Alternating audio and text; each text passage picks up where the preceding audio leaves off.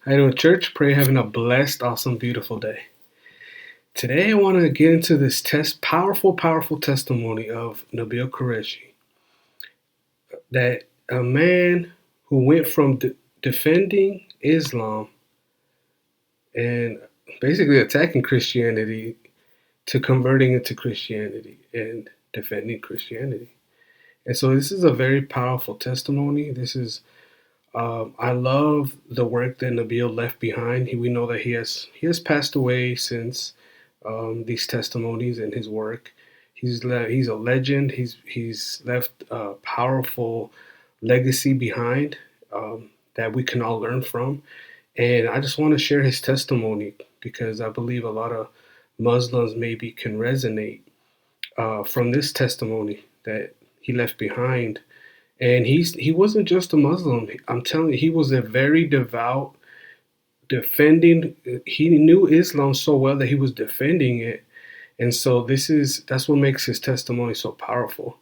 And so let's get into it. Let's listen to it and see what this legacy that Nabeel left behind. That I hope it blesses you. Now, when I was born here in the United States, which hopefully you can tell by my accent. Not all Muslims come from overseas. Otherwise, I would sound like this, and maybe it would be a bit different for you. But no, I sound like this. I'm American. A lot of Muslims are born and raised in the United States. So there's Muslims of various kinds. You have Muslims who are immigrants. You have Muslims who are born here. You have Muslims who are devout. You have Muslims who are nominal. Muslims of all different kinds. Now, my family is a very, very devout family. My mother was the daughter of a Muslim missionary. So they used to call them da'is, they still do. And a da'i is someone who spends his life inviting people to Islam. My grandfather spent his life in Indonesia preaching Islam in the jungles and inviting people to accept Muhammad and the Quran and Allah as their God. And so my mother then, being the daughter of a devout Muslim missionary, when she came to the United States, was ready to raise a family that was also very devout. By the way, my grandmother, also a Muslim missionary's daughter as well, she was born in Uganda, where her father was a physician and a Muslim preacher. So we have Muslims who are spending their lives preaching Islam. And that's kind of the heritage I come from on my mother's side. Very, very devout. My father, he came from Pakistan in the 70s. He actually came the day that Elvis died. So just so you know how much about America he knew, when he lands, he looks at a newspaper. The newspaper says, "The king is dead." He says, "I could have sworn they had a democracy. I got to learn this one all over again." That's how my parents came to this country. They came very, very innocent. They came very, very much in love with their culture, in love with their family. And so when I was born, my mom taught me how to live a devout Muslim life. It was an integral part of who we were. So what does that look like? At a very young age, I was taught many sections of the Quran. The last 7 chapters of the Quran I had memorized in Arabic by the age of 5. Now, you have to do that. That's not something that's abnormal. If you're going to read the daily prayers, which Muslims do, devout Muslims do anyway, then you have to memorize portions of the Quran. And every single day, I used to hear my father recite the Quran as he led us in prayer. So you're going to memorize it. If you hear the scripture every day, you will memorize it. And that's how we learned it as Muslims. Praying 5 times a day. I read the entire Quran in Arabic by the age of 5. So that's what it's like to be a devout Muslim. You memorize your scripture, you remember God in everything you do. To give you an idea of what it was like as a child, in the United States now, my mom had taught me, Nabeel, you have to follow the traditions of Muhammad. So what did that look like? First thing in the morning, when I would wake up, before I even left the bed, I would recite a prayer. Alhamdulillahilladhi ahyana ba'da ma amatana wa alayhi nushur. Anyone speak in tongues? No? I didn't know what it meant, by the way. No one had taught me the translation of that. Just reciting these prayers in Arabic invoked blessings upon us in our home. But what the prayer means is all praise belongs to the one who gave me life, causes me to die, and will raise me up again. So this is a prayer thanking God for giving us life and foreshadowing the resurrection. But it's also a prayer that we pray daily saying, God, thank you for giving me sleep and waking me up from sleep. I had no idea how to wake myself up. All praise belongs to the one who gives me life again, wakes me up every single morning. And that is the kind of mindset a devout Muslim has, remembering Allah in the morning, even before leaving the bed. And then when I got off the bed, I'd walk towards the bathroom, and already I'm thinking in terms of Muslim rituals. Because when I get to the bathroom, I have to walk in, I have to cross the threshold with my left foot first. Can't do it with my right foot. And the reason why is because Muhammad taught that if you walk into a washroom, you do so with your left foot first. And then as I approach the sink, I'm reciting prayers, and I'm about to do the ceremonial washing in order to prepare myself for the first of the 5 daily prayers. And in the middle of doing all that, I'm reciting things in Arabic. Now, my family doesn't speak Arabic at home, by the way. We speak Urdu, which is the language of Pakistan. But Muhammad spoke in Arabic, and so we learn all these prayers in Arabic every step of the way, trying to emulate Muhammad and to honor God through that. So after reciting these prayers, I'd walk down to the prayer rug, which was right by our kitchen, and I'd recite the first of my 5 daily prayers, the Fajr prayer. But before reciting that... If there's something we can learn from maybe Muslims that are this devoted, is they don't have the one true God. We do, and yet we lack this type of devotion to the one true God that changed our lives, that gave us salvation, that loves us. And I think that's where us as Christians, we need change. We need to step up and have our devotion match the God that we claim, the God of Christianity, the Jesus, the God of love. And our commitment to him has to match who he is, right? That's one thing that I've noticed some people who follow these false religions, their level of commitment is higher than us who have the truth. We should have the highest level of commitment because we have the one true God. That changes powerfully our lives. Amen? Let's go. Let's keep it going. I had a prayer to recite, and then after the prayer, I had a post-prayer prayer. So all kinds of prayers constantly throughout the day. Before I've even left the home, all I've been really doing is reciting prayers. And once I got to school, then my mom had taught me something else about my identity. So one half of my identity was to live a devout Muslim life, but my mom, who came from Pakistan, she understood the West to be a Christian nation.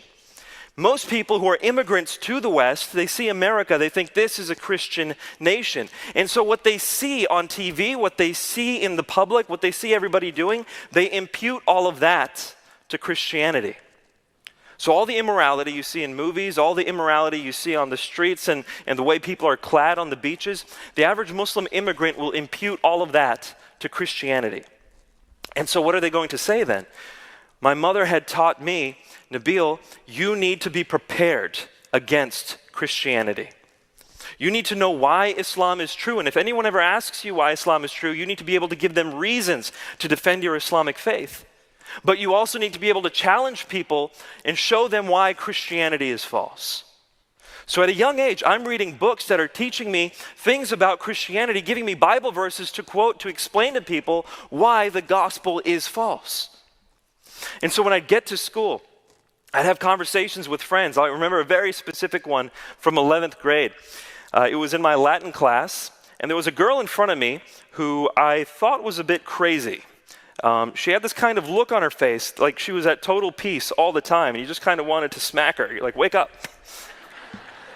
And when she talked to you, she talked with this kind of passion and conviction. We thought she was crazy. Turned out she was on fire for the Lord, but it looks the same if you don't know what that is. And so she turns around one day and she says to me, Nabeel, can I ask you a question? I said, go ahead. She says, do you know Jesus? Now, I had been prepared. I'd been scripted with the response to this question.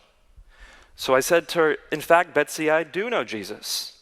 And she looks at me. I said, the Quran teaches me that Jesus is virgin born. The Quran teaches me that Jesus is the most miraculous man who ever lived. The Quran says that Jesus was able to heal the blind, cleanse the leper, even raise the dead.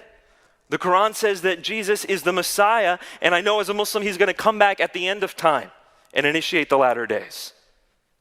And she's looking at me wide-eyed because I must have gone off script. So I went ahead and continued for her. I said, but Betsy, I also know that Jesus is not God. And she says, no, Nabeel, that's the most important part. Jesus is God. I said, really? Do you believe that? And she says, yes. And I said, is that important for your faith that Jesus is God? And she says, yes.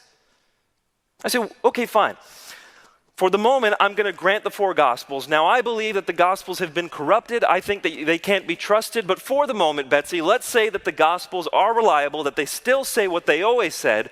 Where does Jesus claim to be God in the Gospels? She thought for a moment. And she said, well, how about when Jesus says, the Father and I are one? I said, that's not him claiming to be God. He says very explicitly what he's actually claiming there. He says, I pray for the disciples to be one, just as I am one with the Father. So he's not claiming to be one being with the Father. He's not claiming to be God. He's claiming to be unified in the Spirit. So his disciples, he's praying for them to be one, unified in the Spirit, just as he is unified with the Father. I said, Betsy, if you want to see what Jesus actually says about himself, why not go to the Gospel of Mark, where Jesus is walking through a crowd and someone touches him and he says, who touched me? Are you telling me God doesn't know who touches him? Or how about when he says, why do you call me good? No one is good but God alone. How could he be God if he's asking that question? Or how about in Mark chapter 13, when he says, no one knows when the end of times is, neither the angels nor the Son, but only the Father. Betsy, it's pretty clear. He says he doesn't know when the end of times is. Only God knows when the end of times is. How could he possibly be God if he says he doesn't know when the end of times is? Only God knows. I said, but you quoted the book of John. If you want to quote the Gospel of John, how about you quote that verse where Jesus says, the Father is greater than I? And as I'm looking at her with each Bible verse I'm quoting, I've realized she hasn't looked at any of this before. And so I said, Betsy, if you want to know who Jesus is, ask me about Islam, and I'll share the real Jesus with you. And so in this moment of someone, the only person, by the way, who ever shared the gospel with me in high school, I took around her attempt to share the gospel and made it into my own dawah. I invited her to Islam through her attempt to share the gospel with me because she hadn't been prepared for the reason for her belief. Now, by the way, I want to clarify something, though. The moment she asked me if I believed in Jesus, my respect for her went up. Because I took a look at all the people in my class who called themselves Christian, and I knew that they believed in order for me to go to heaven, I had to believe in Jesus. But none of them have ever asked me that. So I thought one of two things must be true. Either they don't really believe their faith, or they don't care if I go to hell. If you as a Christian did not ask me if I believed in Jesus, then I believed either you didn't really believe your faith or you didn't care if I went to hell. So my respect for her went through the roof. And by the way, it was really easy to mess with Christians on stuff because a lot of people hadn't thought about things. If I just wanted to have a blast, I'd just say the word Trinity. Explain. Most people hadn't thought of it. Say, do you believe in the Trinity? Yes, I do. Well, what is it? God is 3 in 1. Well, he's not a shampoo bottle. What does it mean for God to be 3 in 1? Can you explain that to me? Well, and then I'd get kinds like illustrations. God is like ice and water and vapor. I'm like, no, he's not. God is not like ice and water and vapor. And so, no, well, he's like an egg. I'm like, this is getting worse. What does it mean for God to be 3 in 1? And usually what people would end up with is, well, it's a divine mystery and you have to believe it by faith. And I would say, look, it sounds to me that you're using the word faith as a substitute for ignorance. And I want no part of that faith. That's how I saw Christianity. And each time I had a conversation with Christians, it bolstered my faith as a Muslim. And it made me want to share Islam with people because I saw the Trinity as polytheism, and polytheism is one of the worst kinds of sins. Now, all this would have changed if I had simply encountered someone who had a reason for the hope that lies within them, which, by the way, is a biblical command. What Nabeel is talking about there's a Bible verse that tells us we should know why we believe what we believe. And what Nabeel is talking about is that he did not encounter anybody who actually knew why they believed in Christianity, other than just stuff that they've heard.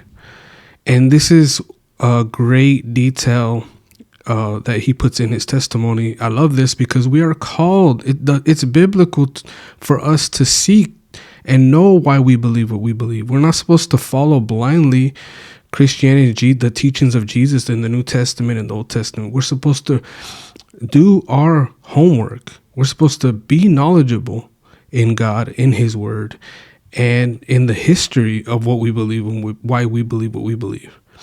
And it's unfortunate that many Christians they willfully stay in ignorance and choose not to seek knowledge and seek understanding to why they believe what they believe. When if you actually searched out Christianity and the history and the evidence for Jesus and Christianity, your faith would actually increase if you understood that. And so this is a great point that Nabeel's pointing out, and I'm really glad that he is. 1 Peter 3:15. Always be ready to share a reason for the hope that lies within you. And the first time I met a Christian who was ready with that was in college. So I've already decimated the faith of a lot of people going up to college. And then I get to college, very confident in myself, and I meet a friend. Now, this friend and I were out on a public speaking and debate tournament, and we were sharing a room together, and I saw him one night reading the Bible. And I thought, okay, this will be fun. Let's take down another Christian. It'll be amusing. So Nabeel right here is talking about how when he was in college, he would actually debate and defend Islam.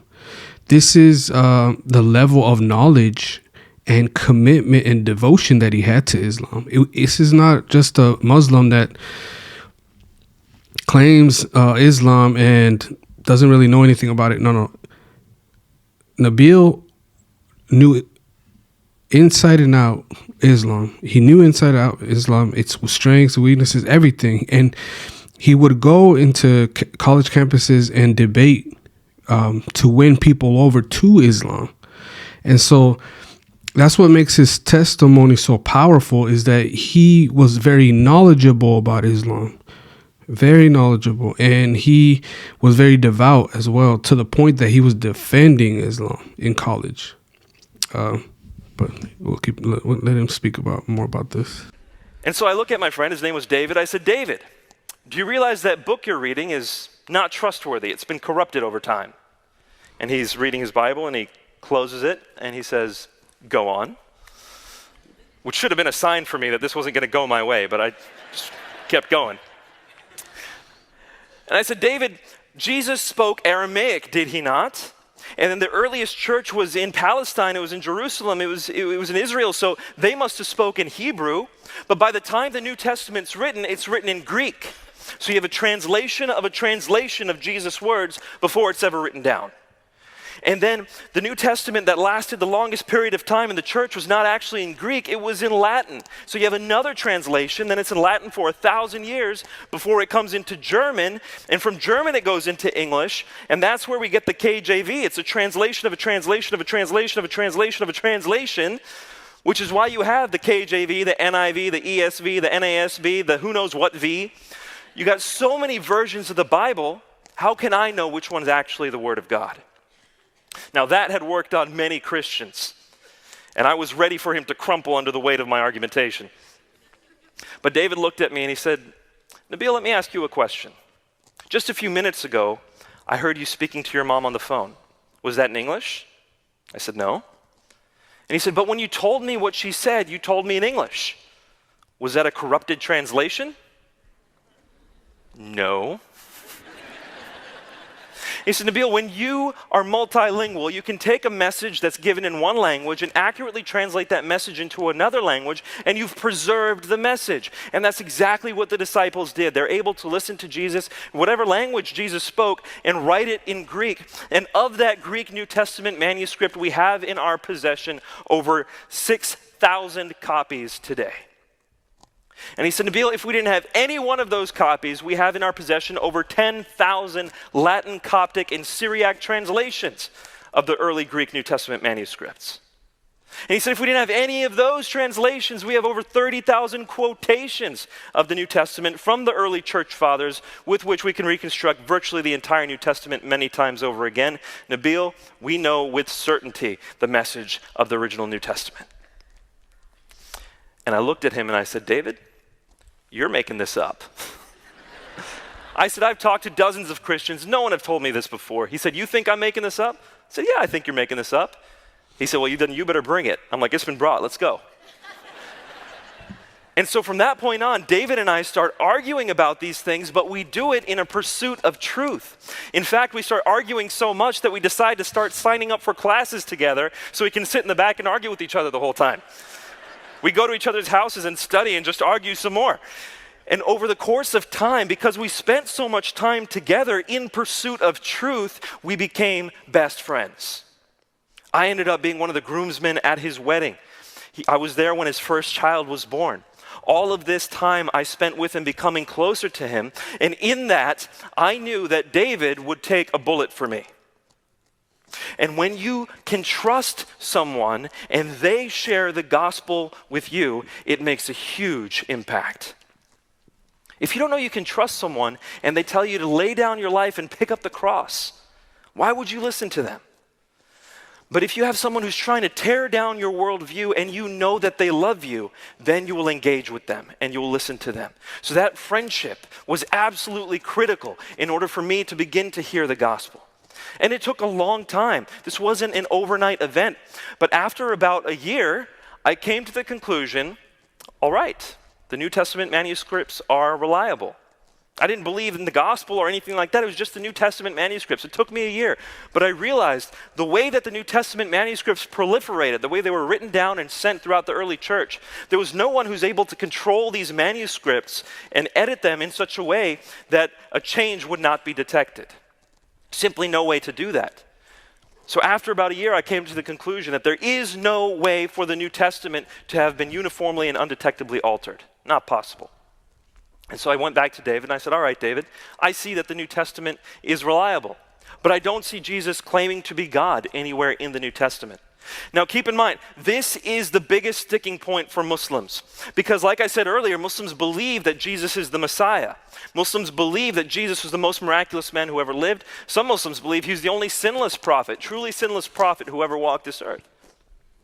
But the moment you say Jesus is God, in a Muslim's eyes, you are committing the worst blasphemy you could ever possibly commit.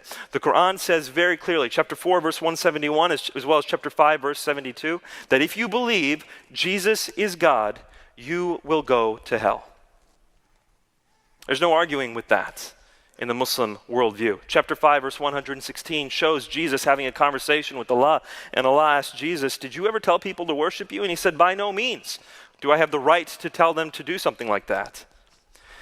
And so the idea that Jesus is God is blasphemy in Islam, and they're trying to defend God when they say there's no way Jesus is God. So the question for me, now that I came to the point of realization that the New Testament was reliable, I said, okay, fine, but Jesus never claims to be God in that. And now I began to study with a little bit more depth. I began to try to look at things. My friend David first handed me the Gospel of John. He said, here, read this. And as I read the Gospel of John, John chapter 1, verse 1 says that Jesus is God. Don't have to go too far. In the beginning was the Word was with God, and the Word was God. Well, what is the Word? You go down to verse 14. The Word became flesh and dwelt among us, and we beheld His glory. I'm looking at these sets of verses, and I'm trying to find a way around this, because again, from childhood, I've been told Jesus couldn't be God. And now that I believe the New Testament's reliable, how could it possibly say this? So the way I defended that was by saying, well, Jesus isn't saying he's God here. This is John, the author. I want to see Jesus say he's God. Then as you go through the Gospel of John, you see things that Jesus says, like in John chapter 8, verse 58. Some Jews ask him, they say, you're not even 50 years old, yet you claim to have seen Abraham. And Jesus' response is, Amen, Amen. Before Abraham was born, I am. Now, you know, when you're Muslim, you haven't heard the term I am before. You don't know what that means. But when someone points you to Exodus chapter 3, verse 14, where God tells Moses that his name is Anohu, I am, that now it begins to make sense what Jesus is saying. Someone asks him, you're not even 50 years old. Jesus' response is, I am. I eternally exist even before Abraham was born. Yes. because he's taking the name of the God of Moses. It's pretty clear. And by the way, if there are any Muslims listening and thinking that's not convincing enough, go to John 20:28, where someone calls Jesus God, and Jesus' response is basically, finally, took you long enough. So then my response to that was, well, forget the Gospel of John. It was written too late. That's not reliable. I want to go to the first gospel. I want to see where it was written early on. Did Jesus claim to be God? Fortunately, I don't have all the time to go into the details here, but I will tell you this. The culmination of Mark's gospel, the very first gospel ever written, is Mark 14:62. And in this one verse, Jesus makes 2, if not 3 references to the Old Testament, saying, I am the God of Moses, I am the God of Daniel, I am the God of David. And he does it so clearly that the high priests immediately tear their robes and say, you have heard the blasphemy, what shall we do? And that's the reason why they decided to crucify him. And they would have been right to crucify him if he were God. So Jesus claims to be God. Now imagine what this is doing to my mind, because I as a Muslim have now come to the conclusion that the New Testament is reliable, and in that New Testament I'm seeing Jesus claim to be God.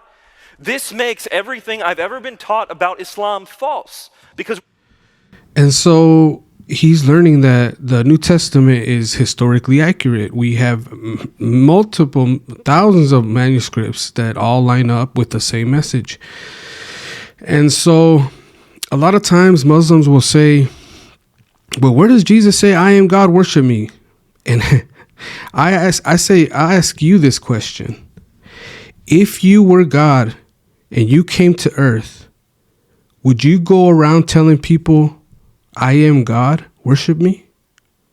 Or would you show them that you are God and they would acknowledge that you are God and they worship you? I would say to Muslims, think about that. Supposed to revere Jesus, but here's evidence he claimed to be God. How can I do that? And this cognitive dissonance began to drive me nuts. Up until this point, I was just arguing with my friend David, but now I come to the realization that this investigation may very well determine the course of my life.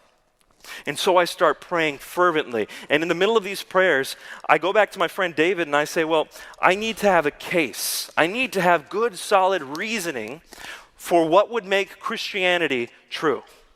Because Christians believe all kinds of things. There's different denominations. Some Christians believe this. Some Christians believe that. What is the thing that would make the core of Christianity true? And I found it in Romans chapter 10, verse 9. Paul says, if you confess with your mouth that Jesus is Lord and believe in your heart that God raised him from the dead, you will be saved. You didn't know there was going to be a pop quiz involved. Confess with your mouth that Jesus is Lord and believe in your heart that God raised him from the dead, you will be saved. Jesus has to be God, he has to die on the cross and then rise from the dead for Christianity to be true. Now this is actually a very interesting case. By the time I was wrestling with some of these things, I was in medical school. As a 4th-year medical student, I spent a lot of time in the psychiatry ward. Spent a lot of time working in the psychiatry ward. And while I was there, I used to see people come up and say to me in delusions of grandeur, Nabeel, I am God. And my response to them would be, well, we have a room for you. Come on in.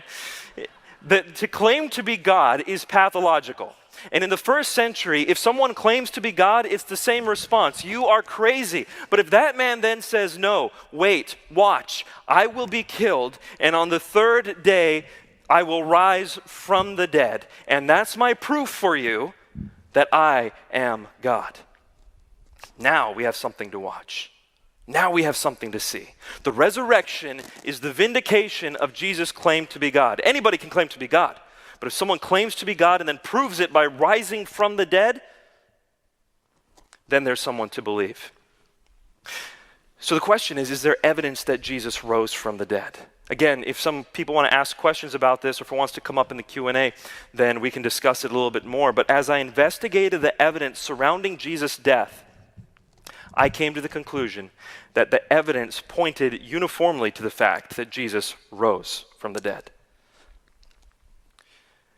Now, there's something very profound in that, because as a Muslim, the Quran doesn't even let you believe that Jesus died on the cross. The Quran says in Surah An-Nisa, which is chapter 4, verse 157, وَمَا قَتَلُوهُ وَمَا صَلَبُوهُ وَلَكِنْ شُبِّهَ لَهُمْ. He was not killed, nor was he crucified, but so it appeared to them. So the Quran denies that Jesus was killed by crucifixion. But if you study the history of Jesus' life, I'm not talking about Christians studying the history of Jesus' life. I'm talking about atheist, skeptical, agnostic scholars like Paula Fredrickson, like Marcus Borg, like Bart Ehrman, none of whom are Christians. All of them say if we can know anything about Jesus' life, it's that he died by crucifixion under Pontius Pilate. The death of Jesus is the most solid fact regarding his life, historically speaking, and that alone challenges the truth of the Quran. And as a Muslim, I had to really wrestle with that. And then I have all this evidence that he actually rose from the dead. If you want some of that evidence, I would suggest you read a book called The Case for the Resurrection of Jesus by Gary Habermas and Mike Licona. So I'm seeing this evidence, and I'm seeing a case for Jesus' deity and for Christianity being built up. So, by the way, this has taken 3 years of friendship with David to get to this point, not an overnight quest. So David and I are going home from a very manly place. We were at a smoothie bar. On the way back, David asks me, he says, Nabeel, we've been looking into this for quite a while. Where do you think the case for Christianity falls? From 0 to 100, if 0 was absolutely not true and 100 was absolutely true, where do you think the case for Christianity stands? I just thought about each criterion there. Well, it's 99% sure Jesus died on the cross, about 90% sure he claimed to be God, 90% sure he rose from the dead. I'm putting it at 80 to 85%, David. And he about spits out the smoothie, which is not cool because it was my car. And he looks at me and he says, Nabeel, well, why don't you accept the gospel then? And I said, David, it's because I'm 100% sure in Islam. Even if I'm 80 to 85% believing in the case of Christianity, the case for Islam is stronger. And he looked at me and he said, Nabeel, you haven't even looked critically at the case for Islam. And I said, I know, but I'm just that certain. I've heard evidences of the Quran from childhood. I've heard evidences of Muhammad from childhood. I am certain that Islam is true. And he says, well, put it to the test. You can tell Nabeel fought tooth and nail to maintain his Muslim and to maintain to being a Muslim and believing in Islam. He fought it tooth and nail. Like, he did not, I repeat, you can tell by what he's saying, he did not want to become a Christian. He fought it. The only reason he ended up becoming a Christian is because, as we're about to see right now, because I've seen this before, he's going to finally be unbiased. He's going to see, and this is what David Wood, shout out David Wood. You know, I love his videos and his content. Thank you for everything you do, David. David Wood finally challenges him to be unbiased. The same way he tells Nabeel, the same way you hold up Christianity and dissect it and review it, put Islam under that same microscope, and both of them equally be unbiased and see which one stands the test. And so this is what he's talking about. When he finally does that is when, but I'm telling you, the thing about what makes this testimony so powerful is that Nabeel did not want to become a Christian. He fought it. He wanted to stay in Islam, and he did not want to become a Christian. You can tell by everything he's saying. And he, like I said, he literally defended Islam. So we'll let him keep going. And here's the critical thing. He says, test it to the same degree you tested Christianity. The same level of skepticism, apply the same historical criteria, and then tell me what you end up with. And I was very confident. I said, sure, no problem. And so I applied the same level of skepticism, historically speaking. I'm going to have to be brief, but here's what I found. When it came to Jesus, I was extremely skeptical of the Gospel of John, for example, because John's Gospel, according to critical scholars now, not according to Christians, but according to critical scholars, John's Gospel is written between 60 and maybe at the latest 70 years after Jesus' death. And so I was critical of John's Gospel. The first time anyone wrote anything about Muhammad's life was 150 years after his death. And then the person who wrote it, actually that book was lost. And what we have is somebody else who saved portions of that book and said, I only saved a portion of this book because the rest of it I felt was just unbelievable. So the first piece of evidence we have on Muhammad's life comes much, much later than the first evidence we have on Jesus' life, and it was claimed by the person who saved it to have been unreliable. And I began doing the side-by-side comparison. Okay, what's the history of the Quran compared to the Bible? Okay, what's Muhammad's life look like? Now, I had been taught from childhood that Muhammad was the most amazing man who ever existed. I had been taught that Muhammad was a great statesman, a great diplomat, a great general, a great leader. I'd been taught that he was a great husband and a defender of women's rights and a defender of the downtrodden. That's how Muslims see Muhammad. And so when you see Muslims revering Muhammad, that's the man they're revering, this legendary great man. But when I studied the historical evidence, not only was it late and not really reliable, but when I actually looked at what it said, that Muhammad in the pages of history was very different from the Muhammad in the hearts of Muslims. And I realized I had to pick one or the other. And if I was going to be honest, and I was going to follow David's challenge and apply critical historical criteria, this was the Muhammad I'd have to believe existed, a violent one. And so I said, okay, I can't rely on Muhammad then. Maybe I have to rely on the inspiration of the Quran. Because Muslims believe in the Shahada. In order to become Muslim, you have to believe in the Shahada, which is La ilaha illallah Muhammad Rasulullah. There is no God but Allah, and Muhammad is his messenger.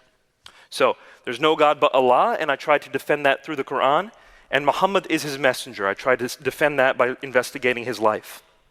This part didn't work, so I then turned to the Quran, and I started saying, well, the Quran must be the word of God. And I went to all the apologetic reasons that I'd been given from childhood as to why the Quran is the word of God. I'd been told the Quran had never changed. I'd been told that the Quran had miracles inside it, miraculous scientific knowledge. I'd been told that the Quran had prophecies of the future. And as I began to investigate each and every single one of these claims, again, with the same critical eye that I used on Christianity, it began to crumble. And when you apply, and I will say this now after having looked at many different worldviews, when you apply the same level of skepticism to Christianity, to any other worldview, Christianity comes out on top. Every single time. And I'm talking way on top. I had a conversation just the other day with some friends at Oxford who were atheists.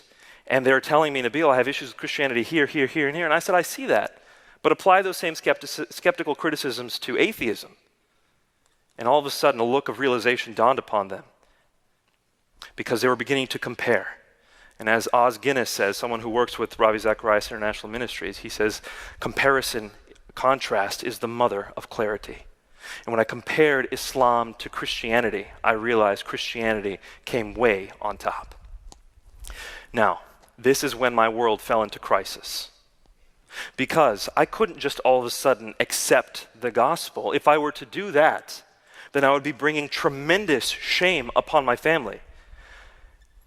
And Muslim families often come from honor-shame backgrounds. So to give you an idea, everything my grandfather did, everything my great-grandfather did in preaching Islam was to build honor and pride in the community. And if their grandson, if their great-grandson became Christian, then it's as if I leveled all the honor they ever gained in their entire lives. And it's not just me who's going to be looked at with shame from my family.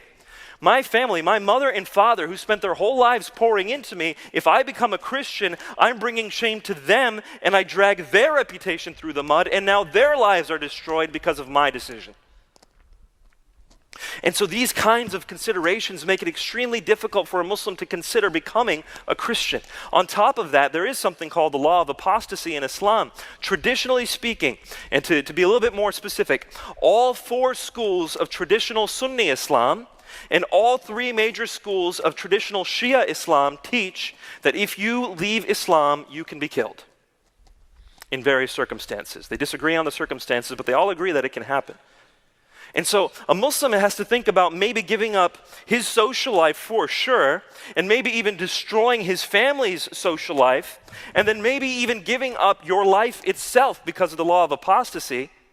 And then if you're wrong about all this, the Quran says you're going to hell. Everything, literally, is balanced. And it makes it extremely difficult for someone to leave Islam. So at this point, I fell to my knees and started asking God in the daily prayers, outside of the daily prayers, I'm asking God, God, I need you to reveal yourself to me. I have looked and it looks like Islam is not true. Please forgive me for saying that. And it looks like Christianity might be true. Please forgive me for saying that. Can you tell me who you are? Now, to give you a little bit of understanding and insight into Islamic culture, the veil is not torn down the way Christians believe. According to Islam, the veil is still up. Muslims don't commune with God. Even the prophets didn't commune with God. The prophets spoke to angels who spoke to God. So Muslims aren't ready to just receive information from God. They're not of that kind of status. They don't think so anyway. But there's one way that Muslims expect to hear directly from God. Anyone know? Dreams. Muslims believe that they can receive dreams from God for guidance. And so they ask God for dreams for guidance. There's a special type of prayer called Salat Istikhara, where Muslims specifically get on their knees and say, God, guide me through dreams. My dad chose his jobs based on those. My sister chose her husband based on dreams. We decided when to move based on dreams. And by the way, some of these dreams became prophetically true. For example, my mother, when she got married to my father, she had a dream that she was planting 4 seeds in the ground. And 2 of those seeds grew up into trees and 2 did not. She goes to my aunt and she says, I just had this dream. And my aunt says to her, blessed are you, for God has already told you that you will be pregnant 4 times. And you'll have 2 children and 2 miscarriages. Fast forward 17 years, that's exactly what happened. I've got some creepy stories I could share with you, but we don't have enough time. This happens very regularly. Now, why does it happen? It could be a variety of reasons. Is it God giving the dreams? Is it something else giving the dreams? It could be a variety of things. That's not my point. My point is that Muslims expect to hear from God based on dreams, and on the face of it, they have good reason to believe that. And so I asked God for dreams and visions, and I ultimately received 1 vision and 3 dreams. I'll give you the second dream because that was the one that was most powerful for me. I wanted something very clear, and God gave me a very clear dream. By the way, at this point, it's been about 4 years since David and I started discussing Christianity and Islam. In this dream, I'm standing at the threshold of a narrow door. This door is just wide enough to fit me, just tall enough to fit me. And there's some depth to it, maybe 5 or 7 feet. It's made of brick, an archway kind of. As I look into that doorway, there's a room set with a feast. Round tables, people sitting at this feast. The food has been put out, and people are in fine clothes. It's like a wedding feast, and they're about to start eating, but they haven't started yet. They're all looking that direction. They're waiting for the owner or the speaker or whoever to come and start this feast. And I want to get into that room because I know that that room is heaven, but I can't because at the other end of the doorway is my friend David. He's also sitting and waiting. He's not looking at me, but he's kind of blocking the way. I can't get past him. And so I say to him in the dream, I thought we were going to eat together. And he says, you haven't responded. And in the dream, I knew that I had to respond to David's invitation in order to get into heaven. But here's where it gets crazy. When I woke up, I called David and I asked him, what do you think this dream means? And it was the first time I heard someone's eyes roll over the phone. And he says, Nabeel, this dream is so clear, I don't need to interpret it for you. Just go to the Bible. And I said, what do you mean? He says, go to Luke chapter 13. Now, David knew his scriptures, by the way, and he had given me a Bible, a study Bible. And when I turned to Luke chapter 13, it said in big, bold letters, the narrow door. Now, the moment I saw that, my heart skipped a beat, because that was the most powerful symbol in my dream. And I started reading. I'm going to paraphrase it for you, and basically here's what it says. Jesus was going through the towns and villages preaching the good news, and the disciples asked him, Lord, are many going to be saved? And he said, make every effort to enter through that narrow door. For many, I tell you, will try, and few will be able. And you will see people sitting inside at the wedding feast of heaven. Make every effort to enter before the owner comes and closes that door. I had never read this section of the Bible before, and I knew God had given me a dream where he placed me right into the middle of this parable, and he told me where I stood. So I looked up at God and I said, God, I need another dream. Don't judge me, Christians. So I asked for another dream. God gave me another dream. And then at the end of that summer, I remember driving to school. By this point, I'm starting my second year of medical school. The first conversation I had with David was my freshman year of college. And so I'm starting my second year of med school, but at this point, I've had 3 dreams. I have all this evidence. I have guidance from God, yet I haven't converted. And this is the reason why. As I'm driving to school, I say to God, God, I know what I need to do, but I need time to mourn. I need time to mourn. And by the way, I'm just crying. I'm just losing it in the car. Not a good state to go to school in. So I go back to my apartment, and I don't know what I'm doing. So I pull out the Quran and the Bible, and I say, God, just give me comfort. And I open up the Quran, and I start reading it. For the first time in my life, I start reading the Quran, not for liturgical reasons, but for personal guidance.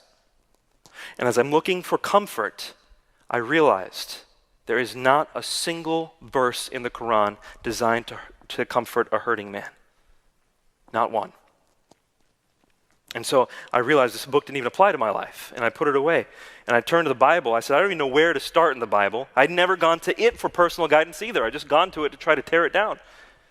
And so I say, fine, I'll just start with the New Testament. Opened it to Matthew chapter 1. Saw a bunch of genealogies, so I skipped them. I had an excuse. I was a Muslim. I don't know what your excuse is. I skipped them. It didn't take me long to get to Matthew chapter 5, where it says, blessed are those who mourn, for they shall be comforted. And when I saw those words, it was like electric on the page, and it like jumped off the page and started my heart. That's what it felt like. As I'm reading these words, I'm thinking, Jesus said that for me.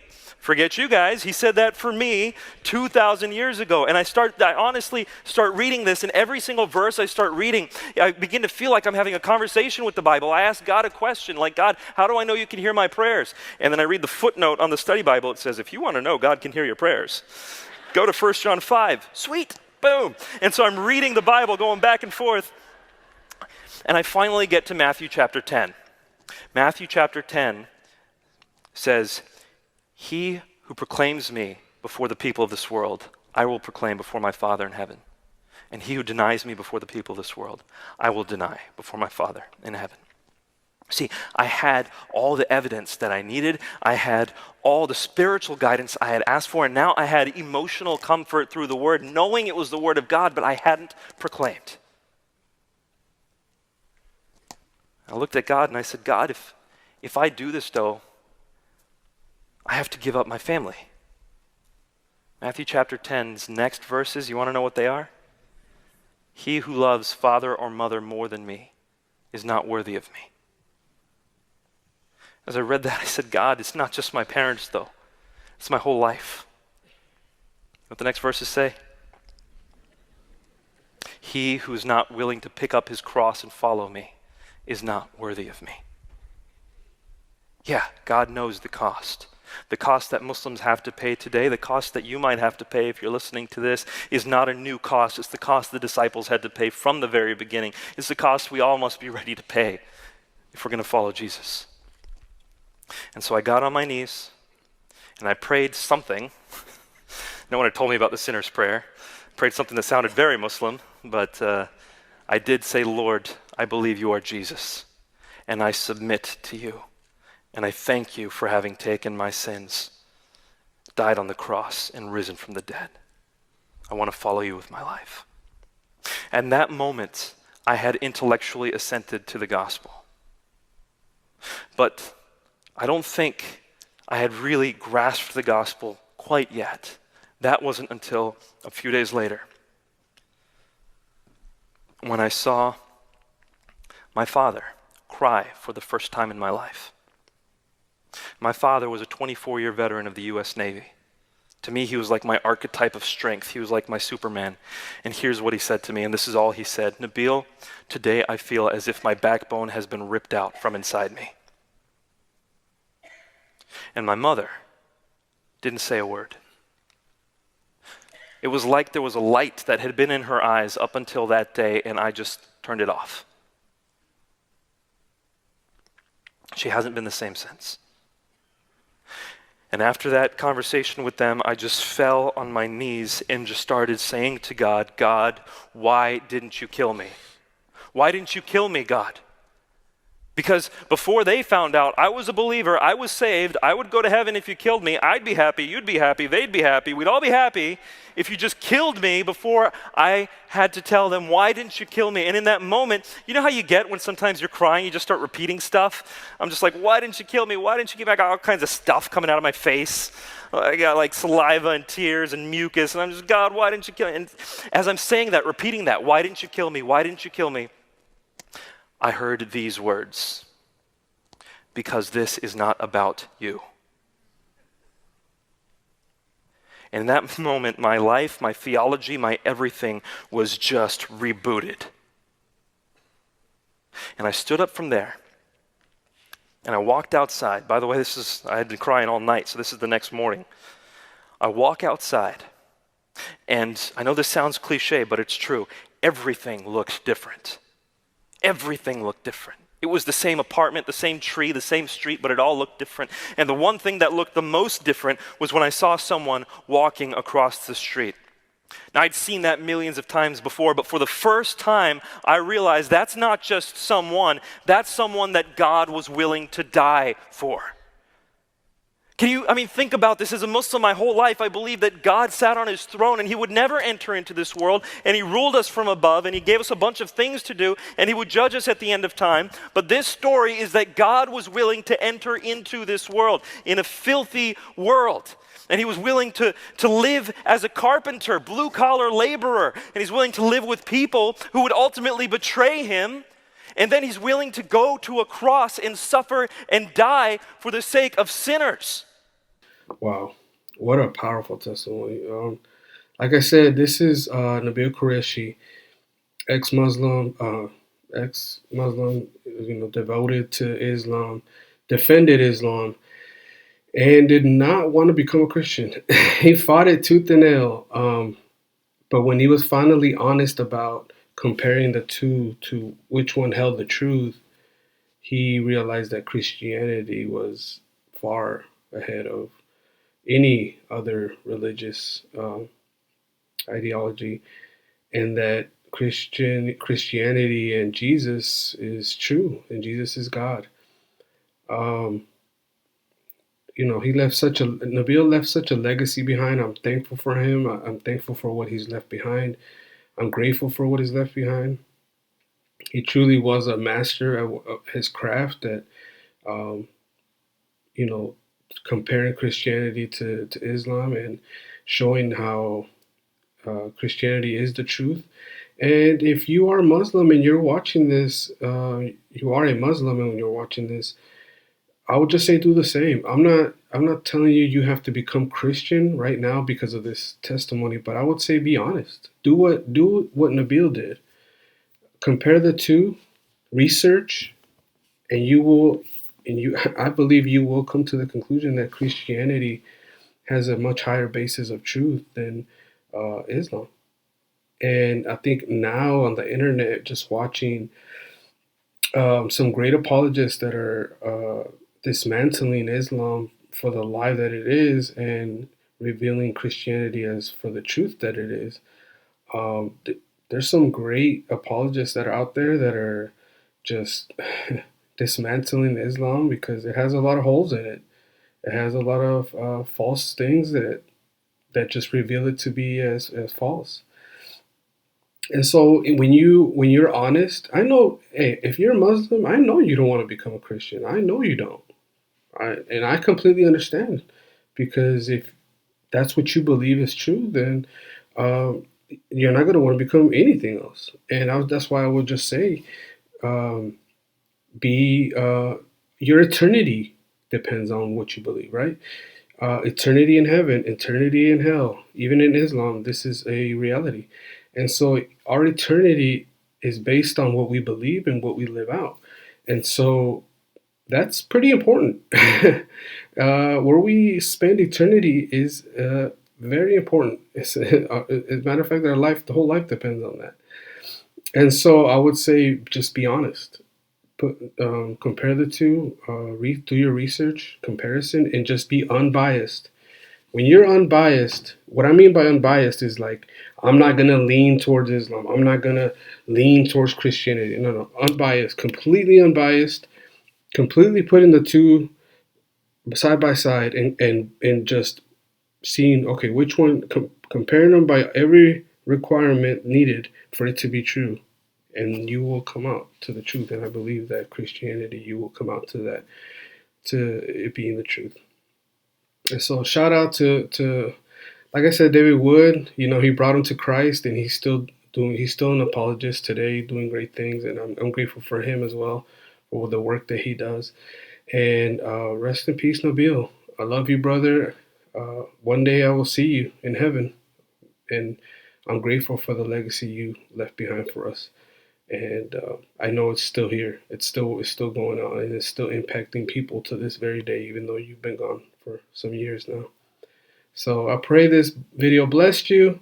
I love you, church. Comment, like, subscribe, all that good stuff. I know this video was a little bit longer than my normal videos, um, but if you listen to this testimony, I know it blessed you, because it blessed me to listen to it as well.